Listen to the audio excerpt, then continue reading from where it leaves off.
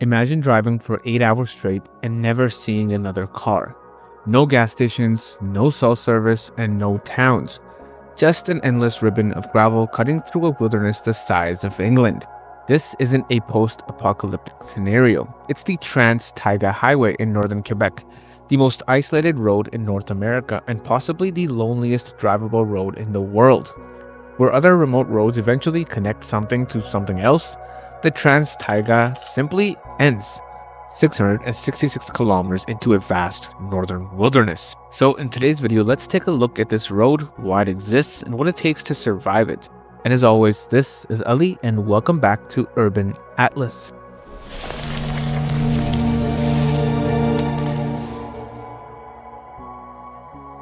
To comprehend the Trans-Taiga's exceptional isolation, we first need to understand where it sits on our continent.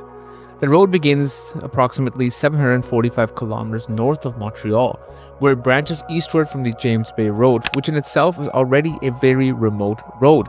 From here, the Trans-Taiga cuts due east into increasingly untouched wilderness, following the Caniapiscau River drainage basin. And unlike most roads, which are built to connect communities, the Trans-Taiga was constructed for a single monumental purpose, which was to support Hydro-Quebec's massive James Bay project, this being one of the largest hydroelectric developments in world history. You see, construction began here in 1971 as engineers and workers pushed through nearly impenetrable northern forests. Completed in 1974, the road represents an engineering triumph rarely celebrated. Every kilometer required clearing dense forests, navigating wetlands, and building bridges across northern rivers.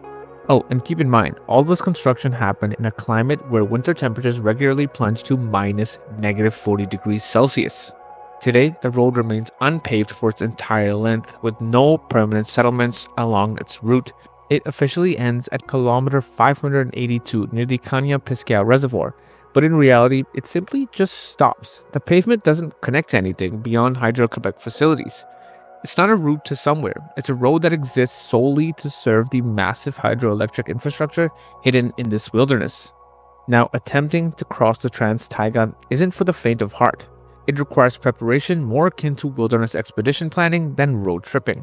Now, this is not a journey where you can simply fill up your tank and hope for the best. The distance between fuel stops can exceed 350 kilometers, longer than the range of many vehicles. So if you're brave enough or stupid enough to try this road, you need to carry extra fuel, emergency supplies, satellite communication equipment, spare parts, and enough food and water to survive for days if necessary.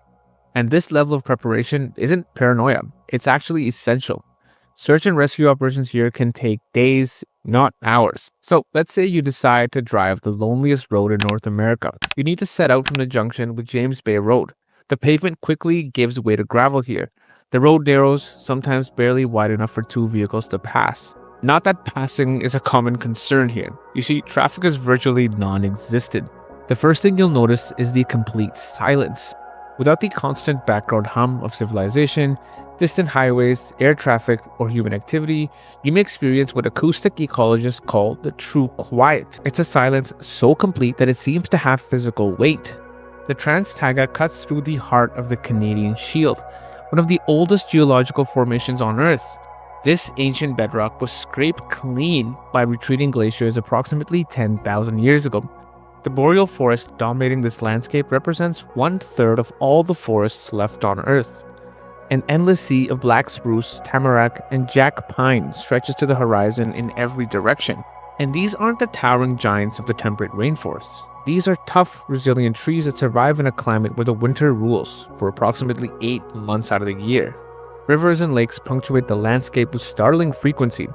Quebec contains over 3 million freshwater lakes, more than any other place on Earth, and many remain unnamed, unmapped, and rarely, if ever, visited by humans.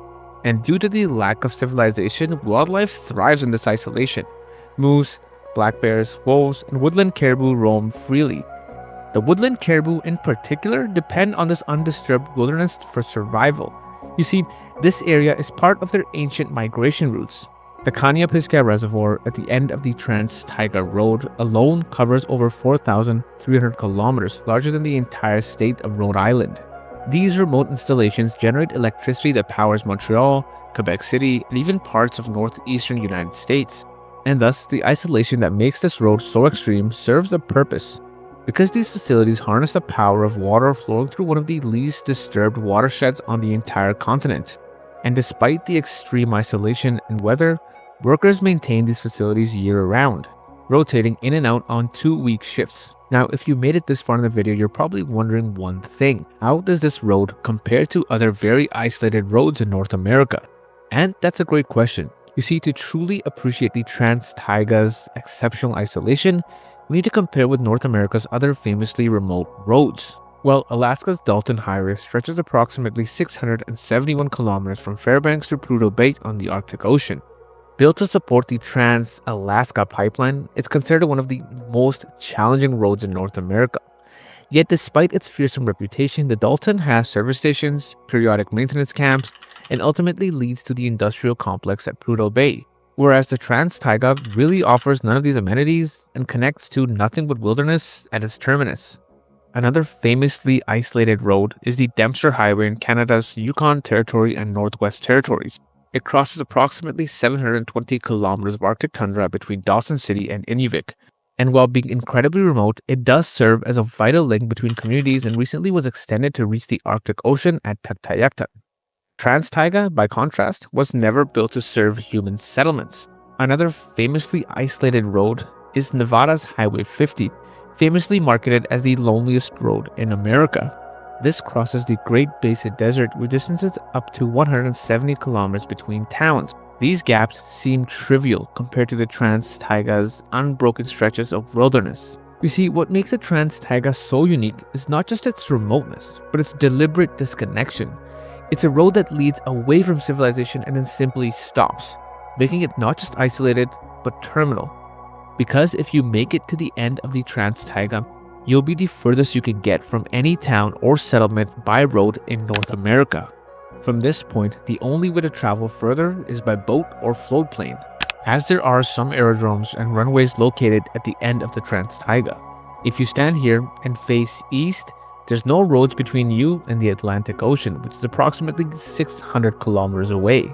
And thus the Trans-Taiga Highway exists as a profound contradiction, a human construct that ultimately highlights nature's dominance. In an increasingly connected world where remote locations are being linked by roads every day, it remains deliberately disconnected, a rare space where isolation is preserved not just by accident but by geography and on purpose.